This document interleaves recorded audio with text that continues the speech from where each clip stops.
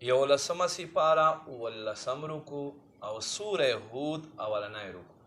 یولسمه سپاره اوولسم رکو سوره هود اولنی رکو. بسم الله الرحمن الرحیم. الف لام را کتاب احکمت آیاته، کتاب چې د حکمت نه ډک شوي آیتونه، ثم فصلت بیا تفصیل ورکړلی شوی من لدن حکیم خبیر، حکمت وال خبردار ذات له جانبه. الله تعبدو الا الله، ادا چې عبادت ونه کوئ مگر د الله. اننی لکم منه نذیر و بشیر، بېشک زه ستاسو دپاره یره درکوونکی خوشخبري درکوونکی.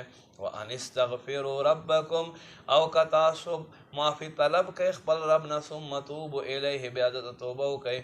یمتعکم متاعا حسنه، دی به تاسو له دنیا اوسېدل سامان درکړي ښېګړې وال، الی اجل مسمى تر یو تړلی شوې نیټه پورې. ویؤتي کل ذي فضل فضله، او ورعطا کوي هر یو صاحب فضل ته فضل په وررسولو سره. وان تولوا، او که دوی مخ وګرځئ، فانی اخاف علیکم، پس بېشکه زه تاسو ته یره درکوم عذاب یوم کبیر، د هغې لوی ورځې عذاب نه. الی الله مرجعکم، الله طرف ته به تاسو ګرځئ. وهو علی کل شیء قدیر، هغه په هر شیز قدرت لري.